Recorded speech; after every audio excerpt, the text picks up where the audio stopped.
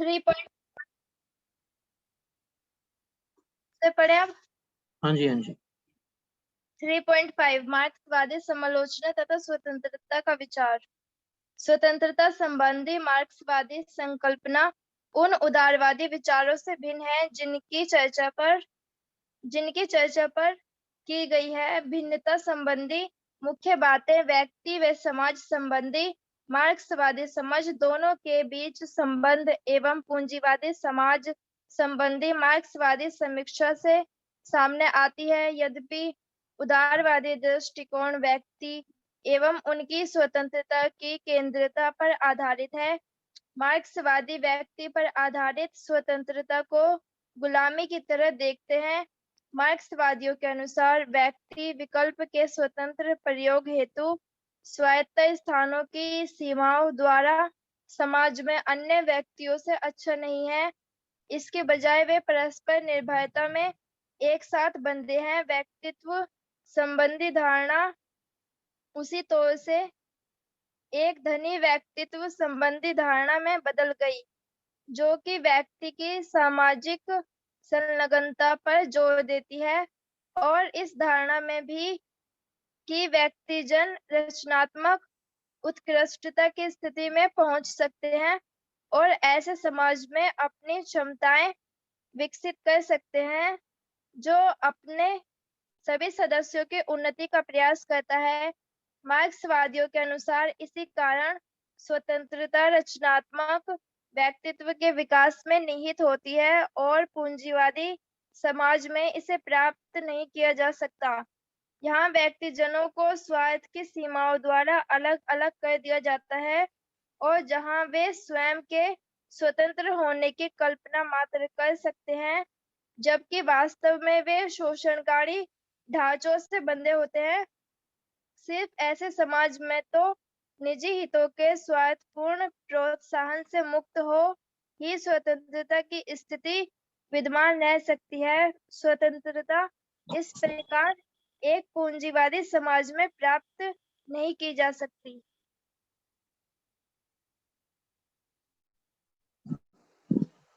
हाँ जी। तो सोनी जी, आप टॉपिक समझा सकते हो? Hello, yes sir. आप टॉपिक समझा सकते हो? No sir. ओके, तो कहाँ पे खत्म किया आपने? नहीं जा सकती। ओके, तो हमारा टॉपिक है मार्क्सवादी समालोचना तथा स्वतंत्रता का विचार। मार्क्सवादी मतलब होता है ऐसा वर्ग जो कि पिछड़े वर्ग से आता हो, मार्क्सवादी कहलाता है। दलित और शोषित लोग। हाँ, स्वतंत्रता संबंधित मार्क्सवादी संकल्पना उन उदारवादी विचारों से भिन्न है जिनकी चर्चा पर की गई है। यानी स्वतंत्रता संबंधित मार्क्सवादी यानी ऐसे मार्क्सवादी जो मतलब जो उदारवादी विचार, जैसे मतलब जो ऐसे विचारों को अपने विचारों को उदार करना चाहते थे, वो मार्क्सवादी उदारवादी विचार। भिन्नता संबंधी मुख्यतः बातें व्यक्ति व समाज संबंधित मार्क्सवादी समझ दोनों के बीच संबंध एवं पूंजीवादी समाज संबंधित मार्क्सवादी समीक्षा से सामने आती है। यानी जो मार्क्सवादी जो समाज था वो पूंजीवादी तथा मार्क्सवादी समीक्षा के सामने आती थी। मतलब वो पूंजीवादी को मतलब अपने तरीके से कैसे यूज कर सकती है या फिर पूंजीवादी का इस्तेमाल हम कहाँ कर सकते थे, वो इस बारे में अपने आप को मतलब बेहतर ढंग से सोचते थे। सर पूंजीवादी और ये मार्क्सवादी ये पूंजीवादी तो अलग अलग समाज था हाँ, पूंजीवादी और होता है गवर्नमेंट सेक्टर। विचारधाराएं भी अलग थी।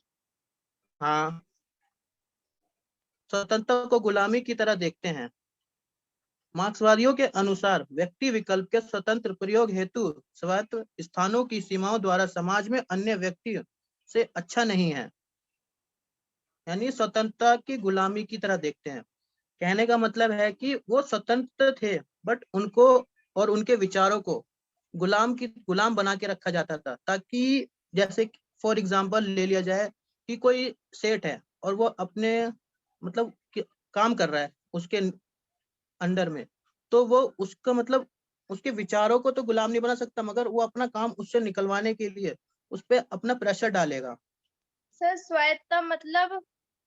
स्वायत्तता मतलब, एक मिनट जी, विकल्प के स्वतंत्रता प्रयोग हेतु स्वायत्ता स्थानों की सीमाओं द्वारा समाज में अन्य। स्वायत्ता यानी स्वयं स्थान। स्वायत्तता मतलब वर्चस्व या किसी के ऊपर अपना अधिकार। ओके जी, हाँ तो आप ऐसे ऐसे वर्ड बताते रहना बीच में।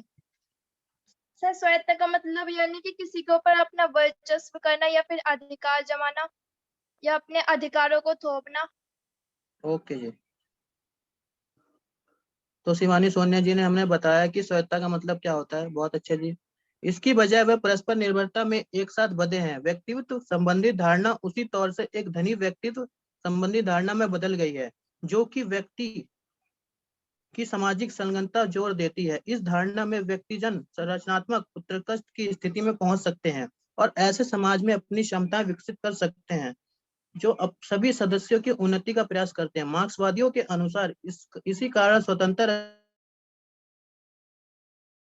और पूंजीवादी समाज में इसे प्राप्त नहीं किया जा सकता, जहां व्यक्तिजनों को व्यर्थात की सीमाओं द्वारा अलग अलग कर दिया जाता है और जहां वे स्वयं के स्वतंत्र होने की कल्पना मात्र कर सकते हैं, जबकि वास्तव में वे शोषणकारी ढांचों से बंधे होते हैं। कहने का मतलब है कि जो मार्क्सवादी थे तरह दबे हुए थे कि वो स्वतंत्र रूप से मतलब स्वतंत्र भी थे और अपना कार्य भी मतलब सही तरीके से नहीं कर पाते थे। कहने का मतलब थे भी और नहीं भी स्वतंत्र। वो जिस हिसाब से काम करते थे उन्हें उस हिसाब से पैसे नहीं मिल पाते थे, वेतन।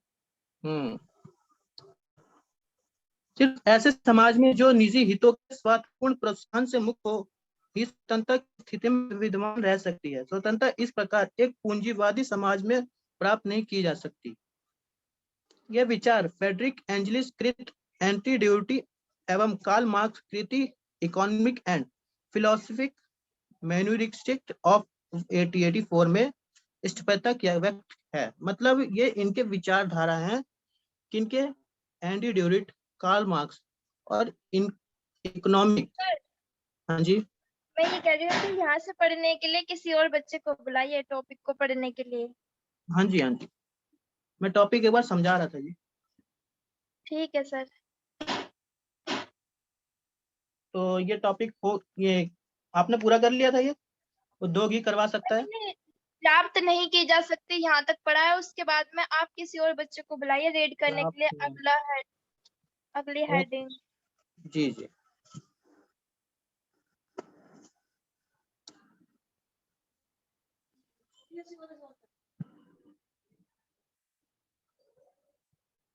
तपस्सुम जी आप पढ़ेंगे।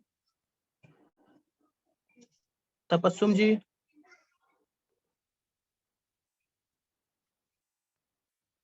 नेहा वर्मा, नेहा वर्मा जी सर। आप पढ़ेंगे। नमस्ते सर। नमस्ते जी, नमस्ते।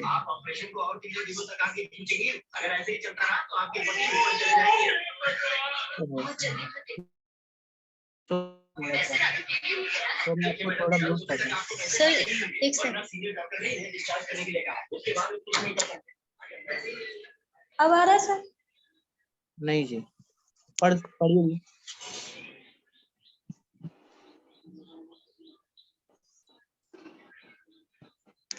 जी सर पढ़े। हाँ जी, हाँ जी। ये विचार फ्रैक्टिट एंजिलियस कृत एंटी ड्यूरिंग एवं कार्ल मार्क्स कृत इकोनॉमिक एंड फिलोसॉफिक मैन्युरिस्टिक्स ऑफ 1844 में स्पष्टता से व्यक्त है।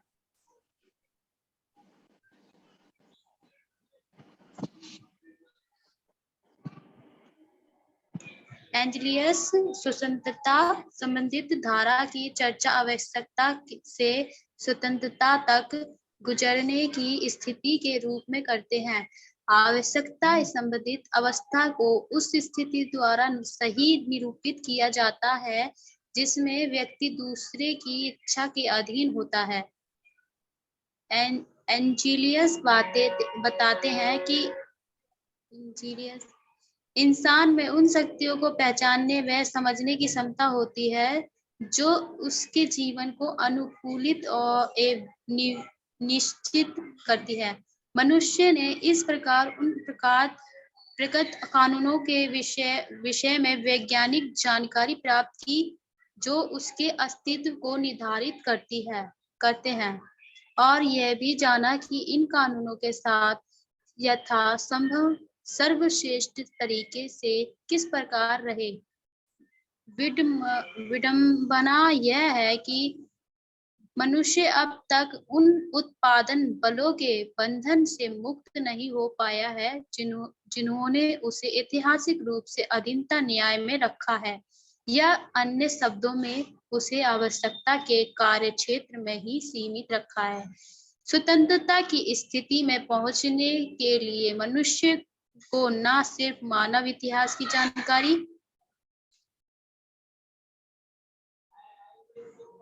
बल्कि उसे बदल डालने की क्षमता भी रखनी पड़ती है। वैज्ञानिक समाजवाद की ही मदद से मनुष्य आवश्यकताओं के कार्यक्षेत्र को छोड़ने तथा स्वतंत्रता के कार्यक्षेत्र में घुसने की आशा कर सकता है।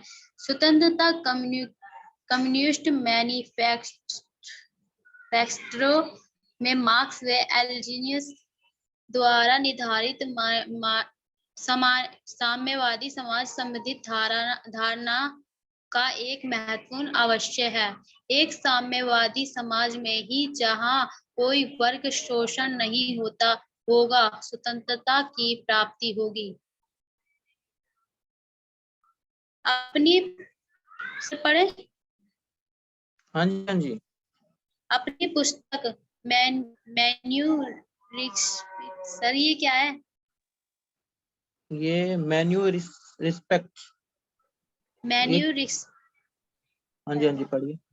मेन्यू रिस्पेक्ट में कर्ल मार्क्स दृढ़ता पूर्वक करते हैं कि पूंजीवादी समाज व्यक्ति को अमानवीय बना रहा है।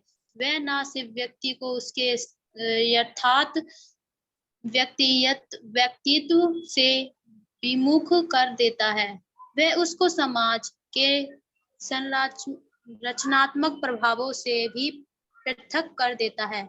मार्क्स प्रस्ताव करते हैं कि उन परिस्थितियों को बदलकर ही जिसमें प्रतिकारक होता है स्वतंत्रता पूर्ण प्राप्त की जा सकती है।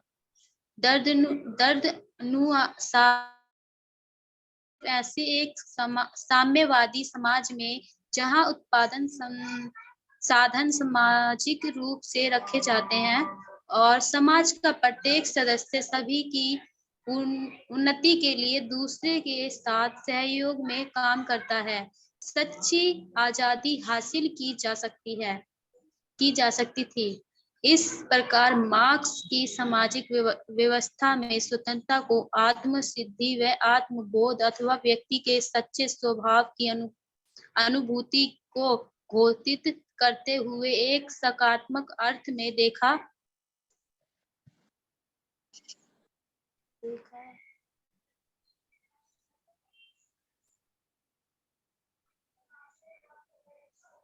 देखा जाता है। मार्क्स ने स्वतंत्रता के अर्थात कार्य क्षेत्र को अपने लिए ही स्वतंत्रता के विकास के रूप में देखा। इस प्रयोज्य संसाधन की अनुभूति मार्क्स का मानना था अपनी आवश्यकताओं को पूरा करने हेतु दूसरों के साथ काम करते हुए सिर्फ रचनात्मक उद्योग के अनुभव से ही की जा सकती है। प्रोविनस पुरुषो जिसने कि जिस सीमा तक अधिक से अधिक संभव था नकारात्मक स्वतंत्रता का उपभोग किया तथा उसके तीर्थ पर उसे रोकने अथवा बोध करने वाला अन्य कोई भी नहीं था। वह अभिषिक्त और इसी कारण परतंत्र व्यक्ति था जो कि उन सामाजिक संबंधों से वंचित था जिनके माध्यम से मनुष्य जन पूर्णता हासिल करते हैं।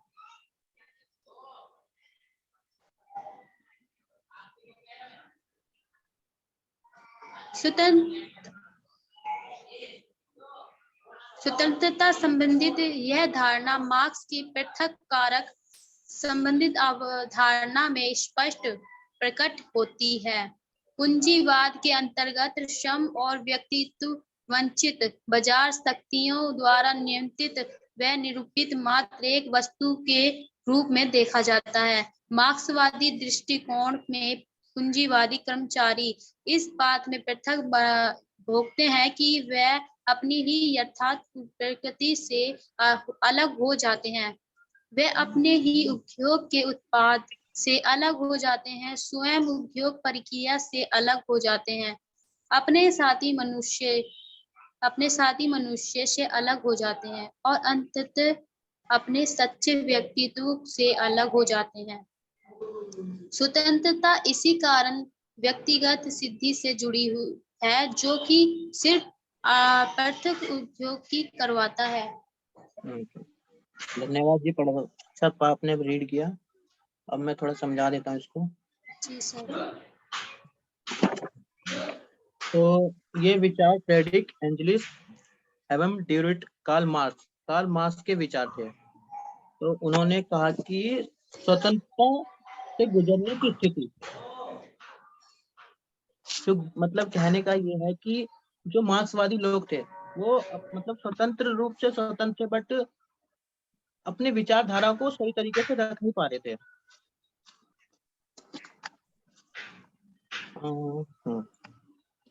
उस स्थिति द्वारा सही निरूपित किया जाता है जिसमें व्यक्ति दूसरे की इच्छा के अधीन होता है।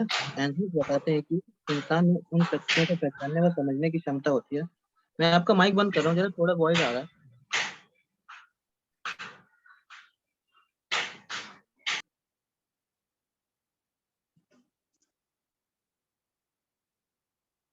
एंजलिस बताते हैं कि उन शक्तियों को पहचानने व समझने की क्षमता होती है जो उसके जीवन को अनुकूलित व निश्चित करती है। मनुष्य इस प्रकार उन पृथक कानून के विषय में वैज्ञानिक जानकारी प्राप्त की जो कि अस्तित्व को निर्धारित करते हैं। मार्क्सवादी समालोचन में कहा यह गया है कि वैज्ञानिक उन चीजों को निर्धारित कर रहे हैं जिससे कि मार्क्सवादी समालोचन का उद्धार हो। विडंबना यह है कि मनुष्य अब तक उन उत्पादन बलों के बंधन से मुक्त नहीं हो पाया है जिन्होंने ऐसे ऐतिहासिक रूप से अधीनता न्याय में रखा है, या अन्य शब्द में उस आवश्यकता या कार्य क्षेत्र में ही सीमित रह गए हैं। स्वतंत्रता की स्थिति में पहुंचने के लिए मनुष्य को सिर्फ मानव इतिहास की जानकारी बल्कि उसे बदल डालने की क्षमता भी रखनी पड़ती है। स्वतंत्रता स्थिति मतलब मनुष्य की विडंबना ये थी, मतलब इस मुश्किल में था कि वह उत्पादन बलों को या बंधन को कैसे मुक्त करा पाए और ऐतिहासिक रूप से अधीनता तथा न्याय को कैसे अपने शब्दों में कार्य क्षेत्र तथा स्वतंत्रता में कैसे लागू कर पाए। यह हमें इतिहास की जानकारी देते हैं, बल्कि उसे बदल डालने की क्षमता भी रखनी पड़ती है। वैज्ञानिक समाजवाद की यह मदद से मनुष्य आवश्यकता के कार्य क्षेत्र को छोड़ने तथा स्वतंत्रता के कार्य क्षेत्र में घुसने की आशा कर सकता है। स्वतंत्रता कम्युनिस्ट मैनिफेस्ट में मार्क्स व एंजलिस द्वारा निर्धारित साम्यवादी समाज संबंधित धारणा का एक महत्वपूर्ण अव्यय है। एक साम्यवादी समाज में ही जहां कोई वर्ग शोषण नहीं होगा, स्वतंत्रता की प्राप्ति होगी। यानी कौन थे ये? मार्क्स एंजलिस ने कहा कि साम्यवादी समाज में जो है किसी की स्वतंत्रता की क्षति नहीं होगी, सबको समान रखा जाएगा और सबके साथ वही सलूक किया जाएगा जो बाकियों के साथ किया जा रहा है, एक बराबर। और अगला है अपनी पुस्तक में मैन्युस्क्रिप्ट एक पुस्तक है जो कि कार्ल मार्क्स द्वारा लिखी गई थी, और ये विचारधारा हमारे कार्ल मार्क्स जी के हैं। तो उन्होंने बताया कि रचनात्मक प्रभाव उसको कैसे अलग किया गया, साम्यवादी समाज तथा उसमें उत्पादन कैसे लाया गया, और अपनी सच्ची आजादी हासिल करने के लिए जो मार्क्सवादी ने जो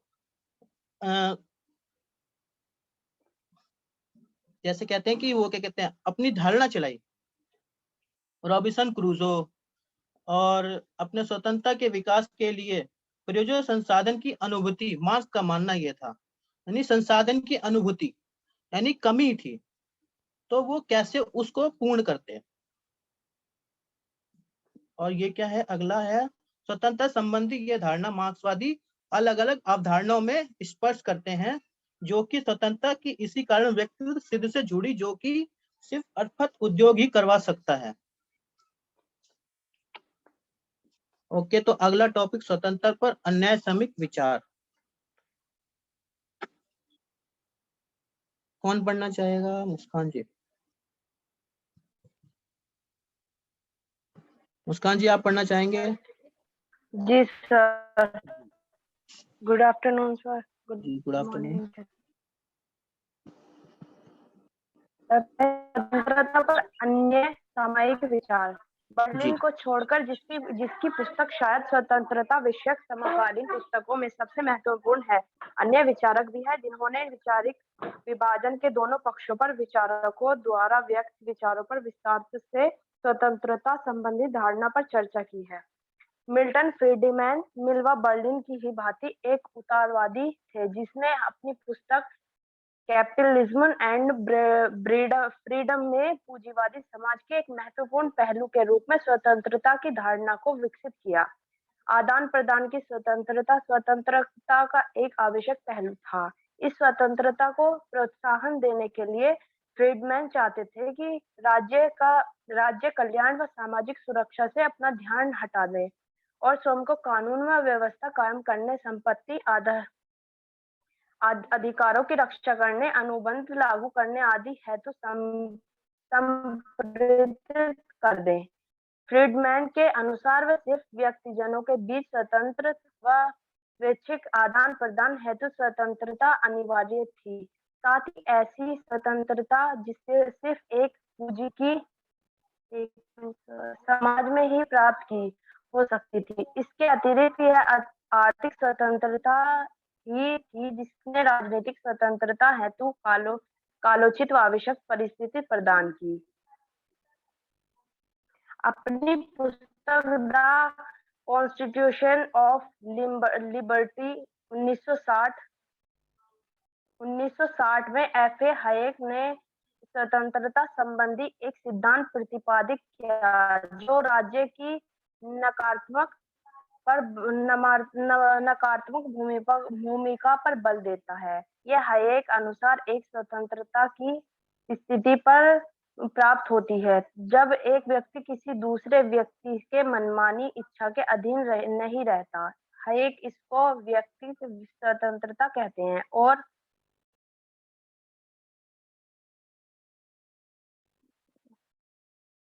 एक मिनट सर, आपको चला गया। और साथ ही राजनीतिक स्वतंत्रता समेत स्वतंत्रता के अन्य रूपों से व्यक्तित्व स्वतंत्रता की श्रेष्ठता व निरपेक्षता को विहित करते हुए इसे स्वतंत्रता के अन्य रूपों से अलग मानते हैं। हायेक अनुमोदित करते हैं कि स्वतंत्रता का मूल अर्थ नियंत्रण का अभाव के रूप में सुरक्षित रहना चाहिए। स्वतंत्रता के नाम पर राज्य हस्तक्षेप के बढ़ने का अर्थ होगा उस वास्तविक स्वतंत्रता का हस्तांतरण जो कि नियंत्रण से व्यक्ति की मुक्ति में निहित होती है। स्वतंत्रता संबंधी जाइए जी, मैं इतना समझा देता हूँ, फिर क्या पढ़ना। ठीक है सर। स्वतंत्रता पर अन्याय सामयिक विचार, यानी बर्लिन को छोड़कर जिसकी पुस्तक स्वतंत्रता समकालीन पुस्तकों में सबसे महत्वपूर्ण है। अन्य विचारक भी जिन्होंने वैचारिक विभाजनों के दोनों पक्षों पर विचारकों द्वारा व्यक्त विचारों पर विस्तार से स्वतंत्रता संबंधी धारणा पर चर्चा की। मिल्टन फ्रीडमैन मिल बर्लिन, ये जो थे ये इनके उदारवाद क्या है, एक उदारवादी थे जिसने अपनी पुस्तक कैपिटलिज्म मिल्टन फ्रीडमैन बर्लिन, जो कि अपनी किताब में एक कैपिटलिज्म एवं फ्रीडमैन पूंजीवादी समाज के महत्वपूर्ण पहलू को बताते हुए स्वतंत्रता की धारणा को विकसित किया। अपनी किताब में इन्होंने, जो कि किताब थी बर्लिन फ्रीडमैन, उसमें पूंजीवादी तथा स्वतंत्रता के बारे में उन्होंने उसको विचार व्यक्त किए अपने, तथा आदान प्रदान की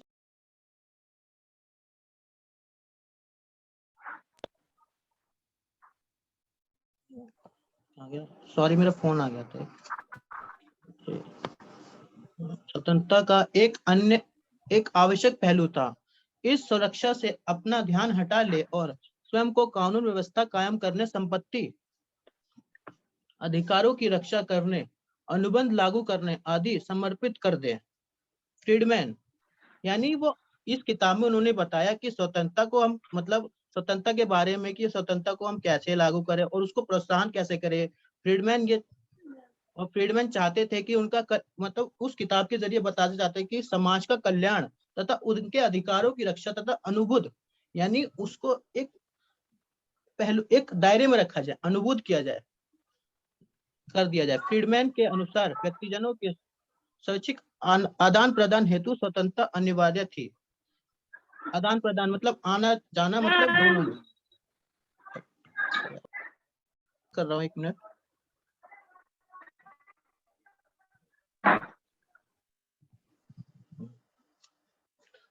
अपनी पुस्तक द कॉन्स्टिट्यूट ऑफ लिबर्टी में 1960 में हायक ने स्वतंत्रता संबंधित एक सिद्धांत प्रतिपादित किया। यानी अपनी पुस्तक कॉन्स्टिट्यूट ऑफ लिबर्टी में जो कि 1960 में थी, उसमें उन्होंने एक सिद्धांत प्रतिपादित किया जो था 1 मिनट जी, नकारात्मक भूमिका,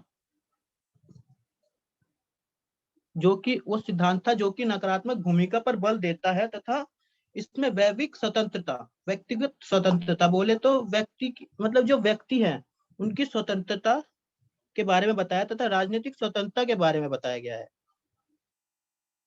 और स्वतंत्रता के नाम पर राज्य हस्तक्षेप के बढ़ने का अर्थ उस वास्तविक स्वतंत्रता का हस्तांतरण जो कि नियंत्रण से व्यक्ति की मुक्ति में निहित हो।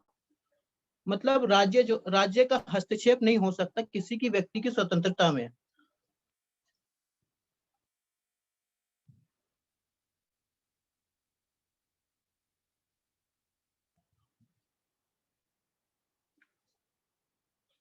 मुस्कान जी पढ़ेंगे? जी सर पढ़े। जी यहाँ स्वतंत्रता संबंधी तो सर, हाँ जी है ना। स्वतंत्रता संबंधी मार्क्सवादी धारणा द्वारा प्रभावित विचारों के एक अन्य समूह ने इस बात पर जोर दिया कि स्वतंत्रता जिस प्रकार आधुनिक पूंजीवादी समाजों में व्यवहार की जाती है, अकेलेपन को जन्म देती है। एरिक फॉर्म 1980 ने स्पष्ट किया कि आधुनिक समाजों में अलगाव व्यक्ति के उसकी रचनात्मक क्षमताओं व सामाजिक संबंधों से पृथक होने के परिणाम स्वरूप ही उत्पन्न हुआ। इस पृथक्करण ने व्यक्ति में उसके मानसिक स्वास्थ्य को प्रभावित करते हुए उसमें भौतिक व नैतिक अलगाव पैदा किया। केवल न्याय, रचनात्मक एवं सामूहिक कार्य द्वारा ही व्यक्ति समाज के प्रति स्वयं को पूर्ण प्रतिष्ठित कर सकता है। हार्बर्ट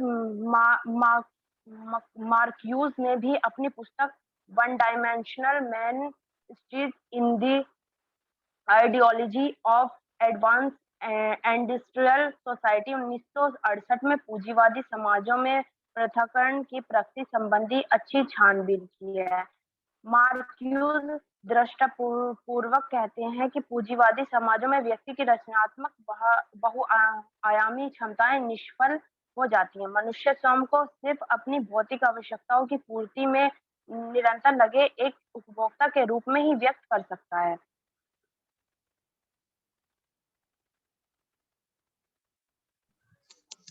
हमारा ये टॉपिक पूरा हो गया।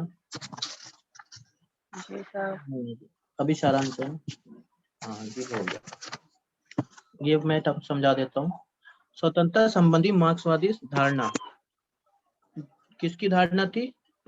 मार्क्सवादी धारणा थी। मार्क्सवादी जी। जो विचार आप समझा सकते हैं इसको? नहीं सर, आप एक बार बता दे तो थोड़ा सा समझ में आ जाएगा हमें भी सही से। ओके। विचारकों के अन्य समूह में इस बात पर जोर दिया कि स्वतंत्रता जिस प्रकार आधुनिक पूंजीवादी समाजों में व्यवहार की जाती है, अकेलेपन को जन्म देती है। यानी स्वतंत्रता जिस प्रकार आधुनिक यानी अभी देखा जाए तो पूंजीवाद समाज में व्यवहार की जाती है। कैसे वो पूंजीवाद, जैसे गवर्नमेंट सेक्टर में अभी देखा जाए तो किस तरीके से नौकरी के लिए झड़प है, तो सब अपना अपना हक जमाना चाहते हैं कि हम मतलब हमारी भी लग जाए, हमारी भी लग जाए, तो इतना मतलब इजी नहीं है। तो उससे यही रिलेटेड है ये। अकेलेपन को जन्म देती है। एग्रिक फ्रेम 1900 और 1980 ने स्पष्ट किया कि आधुनिक समाजों में अलगाव व्यक्ति उस रचनात्मक क्षमताओं व सामाजिक संबंधों से स्वास्थ्य को प्रभावित करता है। आधुनिक समाज में अलगाव व्यक्ति के रचनात्मक क्षमताओं को सामाजिक संबंधों से पृथक होने के परिणाम स्वरूप भी उत्पन्न हुआ। यानी अपनी इन्होंने मार्क्सवादी धारणा में ये कहा कि रचनात्मक क्षमता, जो हमारी रचनात्मक क्षमता है और जो सामाजिक संबंध है, वो कैसे हमारे अलग अलग हो रहे हैं, इसके परिणाम स्वरूप जो है उनके मानसिक स्वास्थ्य को भी प्रभावित करते हैं। उसमें भौतिक व नैतिक अलगाव पैदा होते हैं। केवल न्याय, रचनात्मक एवं सामूहिक कार्य द्वारा ही व्यक्ति समाज के प्रति स्वयं को पुनः प्रतिष्ठित कर सकता है। यानी समाज और सामूहिक कार्य के द्वारा व्यक्ति दोबारा अपने आप को समाज में अप्लाई कर सकता है, वरना वो समाज से दूर हो सकता है। हार्बर्ट मार्क्यूज ने अपनी पुस्तक one dimensional and stage in the origin of advance industrial society 1968 में पूंजीवादी समाजों में पृथक्करण की प्राकृतिक संबंधी अच्छी छानबीन की है। ओके, मार्क्यूज दृष्टापूर्वक कहते हैं कि पूंजीवादी समाजों में व्यक्ति की रचनात्मक बहुयामी क्षमताएं निष्फल हो गई हैं। बहुयामी सफलताएं मतलब कमाने का साधन काफी विफल हो गया है। मनुष्य स्वयं को सिर्फ अपनी भौतिक आवश्यकताओं की पूर्ति पर निर्भर लगे एक उपभोक्ता के रूप में ही व्यक्त करता है। भौतिक आवश्यकता है कि क्या कहा गया है, मनुष्य स्वयं को अपनी भौतिक आवश्यकता के रूप में निरंतर उपभोक्ता के रूप में उपयोग करता है। उपभोक्ता मतलब कस्टमर, जो कि अपनी जरूरतों को पूरा करता है। तो हमारा टॉपिक भी खत्म हो गया है। सारांश कोई पढ़ना चाहता है? मुस्कान जी पढ़ेंगी? जी सर, मैं पढ़ूं? हाँ जी, सारांश बचता है।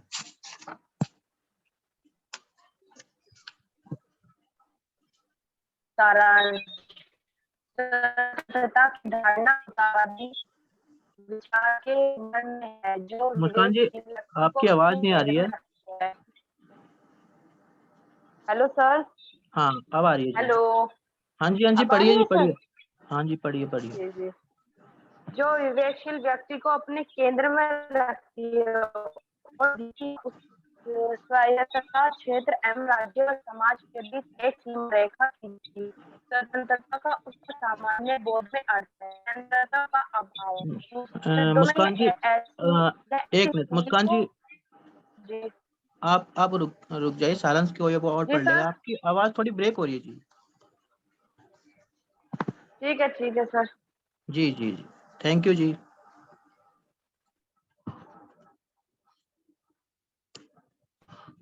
राशिद मलिक जी, हेलो। सॉरी जी, राशिद मलिक जी पढ़ना चाहेंगे सारांश? जी सर। जी पढ़ूं सर? जी। स्वतंत्रता की धारणा उदारवादी विचार के मर्म में है, जो विवेकशील व्यक्ति को अपने केंद्र में रखती है और व्यक्ति या उसके स्वतंत्र क्षेत्र एवं राज्य में समाज के बीच एक सीमा रेखा खींचती है। स्वतंत्रता का एक सामान्य बोध में अर्थ है नियंत्रणों का अभाव। दूसरे शब्दों में ये ऐसी स्थिति इंगित करती है जिसमें एक व्यक्ति जो अपने निजी मामलों से संबंधित तर्कसंगत निर्णयों को लेने में सक्षम है, राज्य या समाज समेत बाहर से किसी भी नियंत्रण के बिना कोई भी कार्रवाई करने के लिए स्वतंत्र है। साथ ही बहरहाल स्वतंत्रता की धारणा एक राजनीति समुदाय एवं राजनीति प्राधिकार की धारणा के रूप में उसी समय क्रम विकसित होकर सामने आई। इस समकालिक क्रम विकास का मतलब था सभी व्यक्तियों की स्वतंत्रताओं के समान रूप से मान्यता और बोध की वैकल्पिक स्वतंत्रता पर साधारण नियंत्रणों को इस आधार पर सही ठहराया जा सकता है कि उन्होंने ऐसी परिस्थितियां प्रदान जिसमें वैयक्तिक स्वतंत्रता बिना किसी विवाद के विभोग की जा सके। Hello hello sir. जी जी जी जी थैंक यू जी राशि जी, आपकी उधर से वॉइस आ रही है थोड़ी। थैंक यू पढ़ने के लिए। तो ये सारांश है, जो अब तक हमने पढ़ा उसके बारे में है थोड़ा। ये स्वतंत्रता की धारणा उदारवादी विचारों को मर्म है जो कि विवेकशील व्यक्ति को अपने केंद्र में रखती है। यानी स्वतंत्रता किसी को भी, सबको है स्वतंत्रता, बट उसको उसके दायरे में रहना है।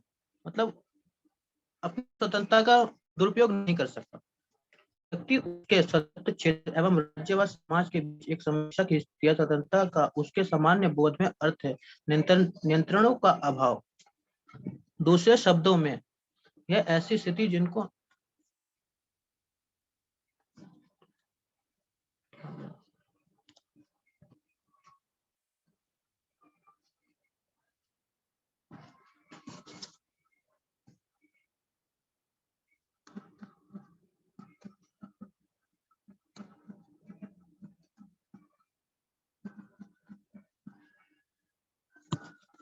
हेलो, आवाज आ रही है मेरी आप सबको?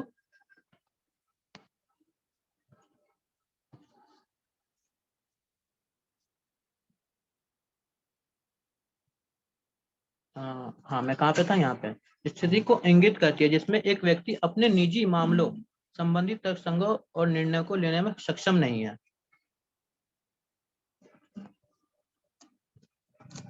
मतलब जो व्यक्ति है वो नियंत्रण और समकालीन क्रम में विकास का मतलब था व्यक्ति की स्वतंत्रता को समान रूप से मान्यता और बोध एवं व्यक्तित्व स्वतंत्रता पर साकरण देना।